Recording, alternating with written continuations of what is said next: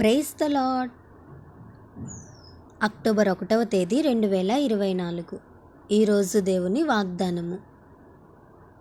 అయితే అతడు ఏమాత్రమును సందేహింపక విశ్వాసముతో అడగవలెను. యాకోబు రాసిన పత్రిక 1వ అధ్యాయం 6వ వచనం. ఈ వాక్యం ద్వారా మనం తెలుసుకోవాల్సిన విషయం ఏంటంటే, మనలో చాలామంది ప్రార్థిస్తారే కానీ వారిలో విశ్వాసం ఉండదు. మనం చేసే ప్రార్థన దేవుడు ఆలకిస్తున్నారా లేదా అని అల్ప విశ్వాసంతో ఉంటారు. దేవుడు మన పట్ల కార్యం జరిగిస్తారా లేదా అని విశ్వాసం లేకుండా ఉంటారు. అయితే అలాంటి పరిస్థితిలో నీవు ఉన్నావేమో. ఈ ఉదయకాల సమయంలో దేవుడు నిన్నే హెచ్చరిస్తున్నాడు, నీతోనే మాట్లాడుతున్నాడు. మనందరికీ తెలిసిన ఒక కథను మరలా గుర్తు చేయాలని ఆశపడుతున్నా. అదేంటంటే, ఒక గ్రామంలో కొన్ని నెలలుగా వర్షాలు లేక ఎంతో ఇబ్బంది పడుతూ ఉంటారు.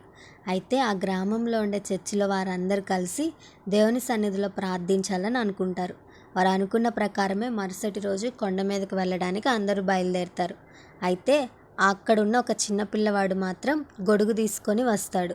అక్కడున్న విశ్వాసులందరూ ఆ చిన్న పిల్లవాడిని చూసి నవ్వుతూ ఎగతాళి చేస్తారు. ఈ పిచ్చివాడేంటి ఇంత ఎండకి గొడుగు తీసుకొని వస్తున్నాడు అని.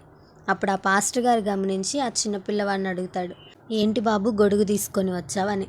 అప్పుడు ఆ చిన్నపిల్లవాడు చెప్తాడు, అయ్యా, మనము వర్షం కొరకు కదా దేవుని సన్నిధిలో ప్రార్థిస్తుంది. దేవుడు మన ప్రార్థన ఆలకించి వర్షాన్ని ఇస్తాడు. మరలా మనం వెళ్ళిపోయేటప్పుడు తడుచుకుంటా వెళ్తానేమో అని గొడుగు తెచ్చుకున్నాను అంటాడు. ఆ చిన్న పిల్లవాడిలో ఉన్న విశ్వాసం ఎంతో గొప్పది కదా. ప్రార్థిస్తే ఖచ్చితంగా దేవుడు కార్యం చేస్తాడని ఆ చిన్నపిల్లవాడు నమ్మాడు. కానీ అక్కడున్న సంఘస్థులు, అతని కంటే పెద్దవారు ఎవ్వరూ నమ్మలేకపోయారు. బైబిల్లో ఒక మాట ఉంటుంది, ఆవగింజంత విశ్వాసం ఉంటే గొప్ప కార్యాలు చూస్తామని. కాబట్టి మనలో ఉన్న అల్ప విశ్వాసాన్ని తీసివేసి విశ్వాసముతో దేవుని సన్నిధిలో ప్రార్థిద్దాం. దేవుని కార్యములు మన జీవితంలో అనుభవిద్దాం. అట్టి విశ్వాసమైన జీవితం దేవుడు మనందరికీ దయచేయునుగాక. ఆమేన్.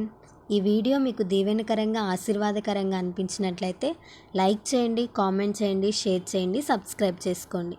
God bless you.